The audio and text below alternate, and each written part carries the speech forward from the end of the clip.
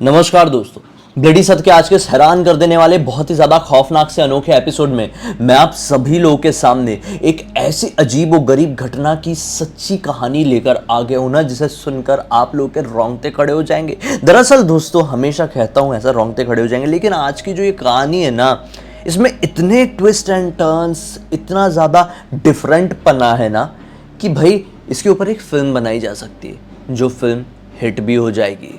जी हाँ, 17-18 साल पहले की घटना कहानी के अंत तक बने रहिए। एक अलग तरह का मनोरंजन मिलेगा और डर का एक नया करंट आपकी रग रग में जाग उठेगा। दोस्तों आइए कहानी की शुरुआत करते हैं। भाई, महाराष्ट्र का ये गांव इतना भी छोटा नहीं था कि यहां पर जरूरत की चीजें ना मिल सके। रोजमर्रा की चीजें यहां पर बड़ी आसानी से मिल जाती थी। छोटे छोटे मार्केट और छोटी दुकानें जो किराने वगैरह की होती थी, वो यहाँ पर मौजूद थी और इस गांव के लोग मिलजुल कर बड़े अच्छे से रहा करते थे। आज से 17-18 साल पहले लोगों के बीच में अच्छे संबंध भी हुआ करते थे, क्योंकि मोबाइल जैसी चीज़ें, कंप्यूटर जैसी चीज़ें और गेमिंग जैसी चीज़ें इस दुनिया में एग्जिस्ट नहीं किया करती थी, और करती भी थी तो लिमिटेड तौर पर। तो ऐसा था भाई। इस गांव के बारे में थोड़ा सा आपको इस गांव का नक्शा समझा देता हूं, तब समझ में आएगा। इस गांव का ना एक हिस्सा, जो मेजर हिस्सा था, जो घर जो ज्यादा मात्रा में थे, एक इलाके में थे, ठीक है। फिर बीच में था खेत, फिर वो खेत से थोड़ा चल के आगे आए तो इस गांव का सेकंड टुकड़ा, मतलब एक मोहल्ला ऐसा भी था जो इस गांव से थोड़ा अलग था, लेकिन उसी गांव का हिस्सा था। समझ गए आप लोग? हाँ, समझ गए। अब ये जो दूसरा वाला हिस्सा था ना, जो छोटा वाला हिस्सा, एक दूसरा मोहल्ला इस गांव का, यहां पर भी जो घर थे वो आसपास थोड़े चिपक चिपक के ही बने हुए थे। तो एक घर था प्राप्ति का। प्राप्ति के घर के सामने ना एक नया घर बन रहा था, पाटिल जी का। जी हाँ, पाटिल जी का ये जो घर बन रहा था ना, ये एक बड़ा घर था। बड़ा घर था। पाटिल जी बड़े खुश थे भाई। इस घर का जो निर्माण करवा रहे थे ना, तो अलग ही मतलब खुशी में, रौब में घूमते थे गांव में, क्योंकि इनकी काफी समय से ख्वाहिश थी कि मैं यहाँ पर घर बनवा लूं। यहीं पर घर क्यों बनाऊं? जैसा मैंने आप लोगों को बताया, ये दोनों जो इलाके थे गांव के, ये खेतों से घिरे हुए थे। तो पाटिल जी का भी जो खेत था वो यहीं पर मौजूद था, और पाटिल जी कहीं बाहर गांव में रहा करते थे। काफ़ी समय से सोचते थे कि जहाँ पर भाई मेरा खेत है, उसी जगह पर मैं घर बनवा के रहूँ ना, लेकिन ऐसा कुछ मुहूर्त निकल ही नहीं पा रहा था भाई, ये घर बनवा ही नहीं पा रहे थे। लेकिन अब जब फाइनली इसका निर्माण शुरू हुआ था, तो पाटिल जी रोज बढ़िया भाई डेली यहाँ पर आते थे, मजदूरों का काम देखते थे, और कई बार काफ़ी सारी चीज़ों में अपने लेबर्स का हाथ भी बटाते थे। पाटिल जी नेचर में बहुत अच्छे थे और सीधे साधे व्यक्ति थे, मेहनती व्यक्ति थे, बड़े मेहनत से अपने जीवन में जो भी किए थे वो किए थे। तो जो प्राप्ति का घर था और पाटिल जी का घर था आमने सामने, तो प्राप्ति के जो दादाजी भी थे ना, वो चीज़ों का बड़ा ध्यान रखा करते। पाटिल जी काम वाम करवा के जब अपने घर, अपने गाँव लौट जाया करते, तो देखा करते कि हाँ सब कुछ ठीक है कि नहीं, कोई सामान का चोरी वोरी तो नहीं कर रहा है। मतलब दादाजी भी ध्यान रखते, क्योंकि इनके भी संबंध अच्छे थे। अब क्या होता है भाई, एक दिन की बात है, घर काफी हद तक कंप्लीट हो गया था। पाटिल जी बैलगाड़ी के सहारे एक बड़ा सा दरवाजा अपने घर के मेन एंट्रेंस पर लगवाने के लिए लेकर आते हैं। इतना बड़ा दरवाजा था और इतना यूनिक था ना कि पूरे मोहल्ले के लोग देखने लगे थे। अरे बताओ पाटिल जी ने क्या लेके आए हैं यार, मतलब ये जो दिख रहा है ये बहुत ही ज्यादा यूनिक है, एक बहुत ही अलग टेक्सचर का बना हुआ था, और ऐसा दरवाजा इस मोहल्ले के, क्या इस गांव के किसी भी इंसान ने देखा नहीं हुआ था। पाटिल जी बड़े खुश थे और 8 मजदूरों के साथ मिलके उस दरवाजे को बैलगाड़ी से उतरवाए थे। बस फिर क्या था भाई, बैलगाड़ी में भी ऐसा था कि बैलों की हालत खराब हो गई थी, दरवाज़ा ऐसा था, उसको फिट विट करवा रहे थे। पाटिल जी भी हाथ बंटवा रहे थे अपने मजदूरों का, लेकिन पाटिल जी का ना ऐसा अंगूठा उसमें लगा और कट गया दरवाजे से। खून वून अच्छा खासा बहा था। तो पाटिल जी को ना बैठ के प्राप्ति के दादाजी ने भी थोड़ी दवाई ववाई लगवाए थे, और पाटिल जी ठीक हुए थोड़े, और बोले कि मैं घर जा रहा हूँ, थोड़ा दर्द हो रहा है, आप देख लेंगे कि ये सारा काम अच्छे से हो रहा है कि नहीं। तो प्राप्ति के दादाजी बोलते, अरे हाँ हाँ मैं देख लूँगा, इतना टेंशन मत लो, और वैसे भी मैं ध्यान रखता हूँ, तुम निकल जाओ घर को। ऐसा बोल के ना पाटिल जी निकल जाते हैं। यहाँ पे मजदूर वजदूर काम करवा लिए, अच्छे से हुआ। ये गर्मी का मौसम था भाई, और मजदूर लोग भी अपने अपने घर। दादाजी ने भी देखे प्राप्ति के हाँ सब कुछ अच्छे से हो गया है ना, रात का वक्त आ गया, सबके सोने का समय हो गया। अब भाई आप लोगों को बहुत अच्छे से पता होगा, पहले के ज़माने में और इनफैक्ट अभी भी बहुत सारी जगह होता होगा, गर्मियों का मौसम आता है तो लोग अपने आंगन में बढ़िया खटिया बिछाकर सोते हैं, अपने छत में जाकर सोते हैं। तो दादाजी की कैसी आदत थी पता है क्या? वो अपने, इनका घर का आंगन बड़ा आंगन था, अच्छा खासा बड़ा, तो यहाँ पर बढ़िया खाट, चारपाई जिसको कहते हैं, खटिया जिसको कहते हैं, सिंगल बेड कह लो आसान भाषा में, बढ़िया से बिछाते थे, मस्त उसके ऊपर गद्दा वद्दा डालते थे और वहीं पर सोते थे। और हाँ, किसी और को सोने नहीं देते थे। दादाजी थोड़े प्रोटेक्टिव टाइप के थे, तो घर के सारे मेंबर्स, मतलब दादाजी की पत्नी क्यों ना हो, मतलब दादी और उनकी बहू, उनका बेटा, उनके पोते पोती, किसी को भी बाहर नहीं सोने देते थे। बोलते थे तुम लोग अंदर सोया करो, ये खेत वाला इलाका है और यहाँ पर ना काफ़ी दिनों से कुछ अजीबोगरीब आवाज़ें भी सुनाई देती थी। इसलिए दादाजी बोलते थे कि कुछ गड़बड़ रहेगी तो मैं झेलूंगा सबसे पहले, तुम सारे लोग अंदर सोगे। एक और चीज़ मैं आप लोगों को बताना भूल गया, जहाँ पर ये गांव था वो एक नेशनल हाईवे से सटा हुआ था। नेशनल हाईवे ये गुजरी हुई थी, फिर पीछे खेत था और फिर उसके पीछे गाँव था। और ये जो नेशनल हाईवे था ना, यहाँ पर बहुत दुर्घटनाएं होती थी, मतलब सड़क हादसे जो होते हैं बहुत होती थी और बहुत लोगों की मृत्यु हो जाती थी। इसलिए रात बेरात चीखने चिल्लाने की डरावनी खौफनाक आवाजें आना इस गांव में नॉर्मल था भाई। ऐसा होता है, जहां पर ज्यादा मात्रा में दुर्घटनाएं हो जाती है उसके आसपास के इलाकों में ऐसी अजीबोगरीब आवाज आना बहुत ही ज्यादा नॉर्मल सा लगने लगता है। ये सुन सुन के बहुत सारे लोग अपनी ज़िंदगी वहाँ पर काटे जा रहे थे। तो दादाजी, अब कहानी में आगे बढ़ते, दादाजी बढ़िया अपना वहाँ पे लगाते हैं बिस्तर विस्तर और सो जाते हैं अपने आंगन में। रात के तकरीबन 1:30 बजे रहे होंगे। गांव में 1:30 बजे तक सब लोग की गहरी नींद लग जाती है। अपने शहरी जैसे खराब लाइफस्टाइल नहीं होती है गांव वालों के, बहुत अच्छी लाइफस्टाइल होती है। बढ़िया 8-9 बजे अपने बिस्तर में सोने के लिए चले जाते हैं। अपना क्या, अपन तो 2-3 बज जाते तो समझ में नहीं आता है कि कब सोए कब नहीं। तो हाँ, 1:30 बजे के आसपास सब लोग की नींद लग गई थी, दादाजी भी सो गए थे। बढ़िया रात का वक्त था, सन्नाटा, गर्मी का मौसम था, तो हल्की हल्की हवा भी चल रही थी। अचानक से दादाजी को दरवाज़ा नॉक करने की आवाज़ सुनाई देती है। दादाजी तुरंत आँख खोलते हैं। इनके घर में ऐसा कोई दरवाज़ा लगा नहीं हुआ था लकड़ी वाला, आंगन में भी लोहे का दरवाज़ा गेट लगा हुआ था। तो ये दरवाज़ा लकड़ी वाला नॉक करने की आवाज़ कहाँ से आई?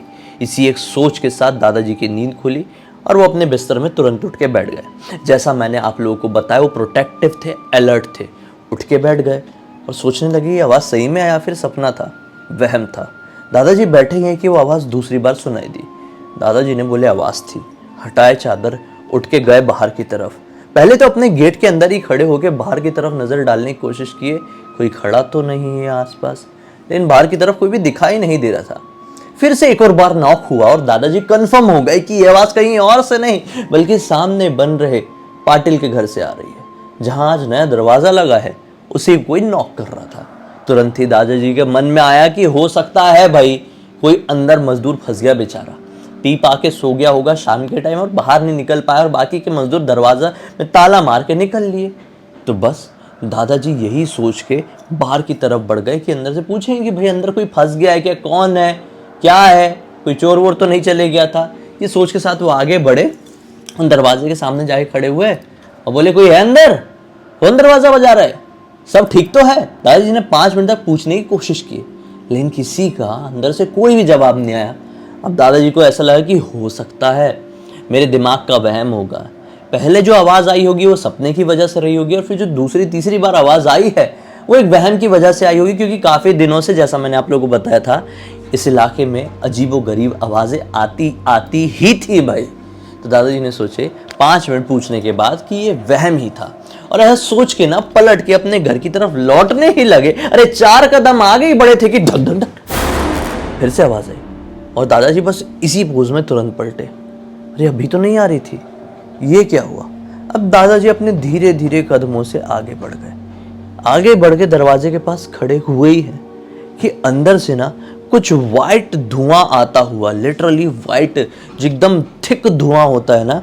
दरवाजे में गैप भी तो होंगे ना थोड़े से, कोने कोने से, ऐसा थोड़ी जमीन से चिपक के, दीवार से चिपक के बंद हुआ, थोड़ा सा स्पेस था। तो दादाजी को लिटरली समझ में आया कि धुआं निकल रहा है, थिक वाला, वाइट वाला, और एक बड़ी ही गंदी सी बदबू अंदर से आई। फिर उसके बाद दादाजी तुरंत बेहोश, भाई बेहोश गिर गए। अब क्या हुआ, अगला दिन निकल गया, सुबह हो गई, सब लोग उठे तो इनके घर में भी सब अरे अरे अरे दादाजी कहाँ हैं। बच्चे लोग परेशान हो गए, मम्मी पापा को उठाए, बोले कि दादाजी तो यहाँ पे अपनी खटिया में नहीं है, इतनी सुबह सुबह तो वो यहीं पर होते हैं, घर के काम वाम कर रहे होते, कहाँ चले गए। ऐसे सोचने के साथ सब लोग निकले और दादाजी को ढूंढ रहे हैं, पूरे मोहल्ले में पूरे गाँव में ढूंढ डाले, दादाजी कहीं पे भी नहीं मिले। और अब वक्त हो गया 8:30-9 बजे का कि पाटिल जी के घर पे भी उनके मजदूर आए काम करने के लिए। तब सब लोगों को पता चल गया कि वो दिखाई नहीं दे रहे हैं। अब दरवाज़ा खोला गया पाटिल जी का, दरवाज़ा बंद था। दरवाज़ा जैसे ही खोले, दरवाज़ा खोलते से ही घर के अंदर दादाजी दिखाई दिए। तो दिमाग खराब, ये कैसे हो सकता है। पाटिल जी भी आए हुए थे, बोले आप कैसे अंदर। पहले तो होश में लाए, फिर सवाल किए पाटिल जी ने कि आप कैसे अंदर आ गए, ये कैसे हो सकता है। दरवाज़ा तो लगा दिया गया था, लॉक भी था, हमने खुद अपने हाथ से अभी दरवाज़ा खोले और अंदर घुसने का कोई साधन भी नहीं है, तो आप अंदर कैसे आ गए। तो दादाजी ने पिछली रात घटी पूरी बात को बताया। पूरी बात को बताया तो सब लोगों के पैरों तले ज़मीन निकल गई। ये कैसी अजीबोगरीब बात बोल रहे हैं यार। और ठीक है चलो ये हुआ, वो तो समझ में आता है, लेकिन ये दरवाजे के अंदर कैसे चले गए। भाई ये बात तो खुद जिसके साथ हुआ उसको भी नहीं पता थी, तो कोई और कहाँ से समझ पाता। लोग बड़े घबरा गए और लोगों ने इस मामले की गंभीरता को समझते हुए तुरंत ही गांव के पास मौजूद एक बड़े से मंदिर के बड़े से पुजारी जी से कांटेक्ट किया। वो बड़े से पुजारी जी क्या बताते हैं, आए पहले, भाई ऐसा नहीं है कि वहीं पे बैठे बैठे बता दिए, अंतर्यामी तो थे नहीं ना, वो आए बढ़िया अच्छे से, यहाँ पे पूरे घर की देख रेख की।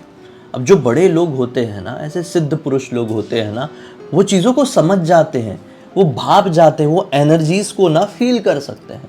वो आए और इस दरवाजे की एनर्जी को देख के बता दिए, बोले ये दरवाज़ा ठीक नहीं है, जिस किसी भी लकड़ी का उपयोग किया गया ना इस दरवाजे को बनाने में, वो शुद्ध नहीं थी।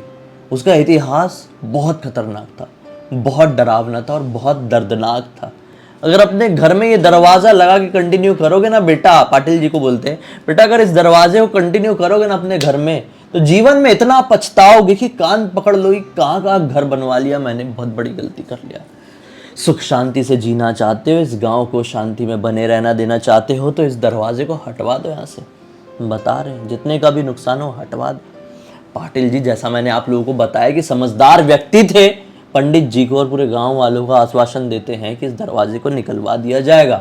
पंडित जी के वापस जाने के बाद तुरंत ही उस दरवाजे को निकालने का काम शुरू हो जाता है। पाटिल जी बोलते हैं कि ठीक है जितना नुकसान होगा देख लिया जाएगा, लेकिन इस मनुष्यत के साथ तो अपने जीवन में रह नहीं सकते ना। काफ़ी समय से सपना था इस घर बनाने का, और उस घर में ऐसी मनुष्यत चीज़ जोड़ देंगे तो कैसा होगा, निकाला जाए दरवाजे को। भाई जुट गए 8-9 मजदूर इस दरवाजे को निकालने के लिए। दरवाज़ा टस से मस ना हो, जिस दीवार में जोड़ा गया था पिछले दिन, वो दीवार टूटने के लिए तैयार ही ना हो। परेशान हो गए, 2-3 घंटे निकल गए भाई। फिर फाइनल इसी कंक्लूजन में पहुंचे कि दरवाजे को तोड़ दिया जाए। बड़ी मेहनत करके 8-10 लोग मिल के इस दरवाजे को तोड़े हैं, फिर उसके बाद चैन की सांस लिए हैं। फिर क्या था, जैसे तैसे करके चीज़ें कंटिन्यू हुई और फिर इस तरह की चीज़ें कभी भी दोहराई नहीं गई। क्या हुआ कि 17-18 साल बीत चुके हैं, पाटिल जी और उनका परिवार यहाँ सब अच्छे से रह रहे हैं, लेकिन आज भी कई बार बाहरी तरफ से चीखने चिल्लाने रोने और डिफरेंट तरह की साइटिंग, मतलब अजीबोगरीब चीज़ें हो ही जाती, दिखाई दे ही देती है। क्योंकि जैसा मैंने आप लोगों को बताया नेशनल हाईवे जुड़ा हुआ है, वहाँ पर बहुत सारे दुर्घटनाएं होती हैं। तो ऐसा है कि अभी सब कुछ अच्छा चल रहा है और उम्मीद करते हैं कि आगे भी चलता ही रहेगा। तो बस इस कहानी की पूरी जानकारी दी हमें प्राप्ति ने इंस्टाग्राम के जरिए। इसी एक नोट के साथ कहानी का अंत करते हैं। आप लोगों ने भी देख ली है, पसंद आई है, आपके पास भी इसी तरह की कोई कहानी है तो इंस्टाग्राम की लिंक इस वीडियो के डिस्क्रिप्शन बॉक्स में मिल जाएगी, और यहाँ कहीं ऊपर भी दिखी रही थी आप लोगों को इतनी देर से। लिख भेजिए अपनी कोई भी कहानी, हो सकता है मेरा अगला वीडियो आप लोग के हिसाब से ही बन रहा हो। मुझे पहली बार देख रहे चैनल को सब्सक्राइब करके बेल आइकन दबाकर ऑल के ऑप्शन में क्लिक करना है, इस तरह के हैरान कर देने वाले खौफनाक वीडियोस आप लोग के सामने डेली लेके आते रहता हूँ। तो बस चलिए कल फिर से मिलते हैं, तब तक के लिए बहुत बहुत धन्यवाद। आप लोगों का दिन शुभ हो।